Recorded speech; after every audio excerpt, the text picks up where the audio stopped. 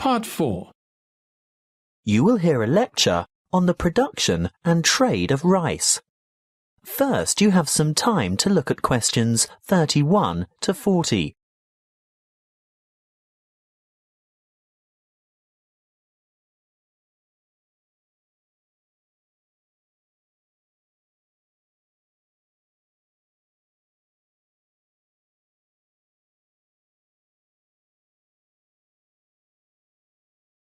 Listen carefully and answer questions 31 to 40. Good morning and welcome to our inaugural lecture on agricultural economics. Today's topic is the world's production and trade of rice. As you are all well aware, rice is the staple ingredient in the diet of much of the world's population.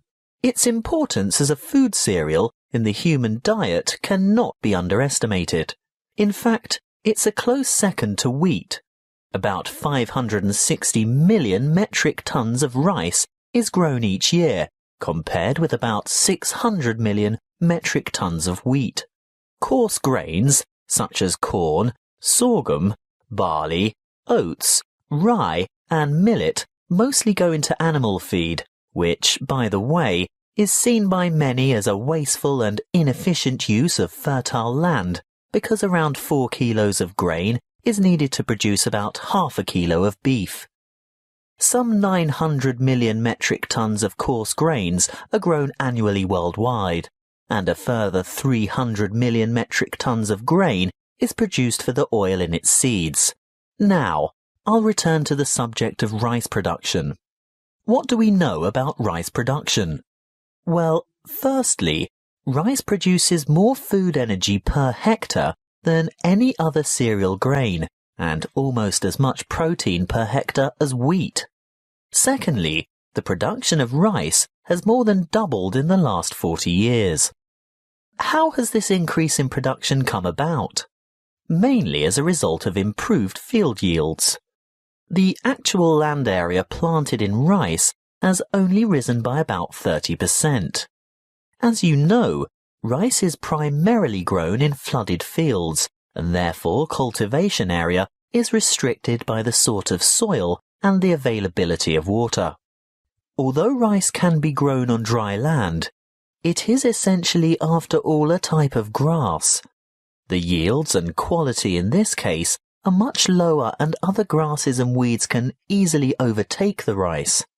As yet, there are no herbicides that can selectively kill other grass types without killing the rice.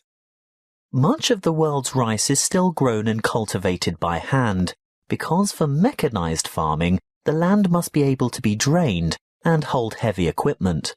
Of the total rice production, it's no surprise to learn that the greatest proportion by far is grown and consumed in Asia.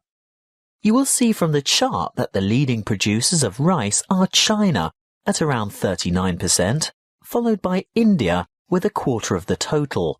Indonesia produces almost 1/10, and other countries like Bangladesh, Vietnam, Thailand, Japan and Brazil grow another 25, almost 26% of the total. As I said before, most rice is consumed in the countries where it is grown. That means that very little rice is actually traded, and for this reason, the market price is very volatile.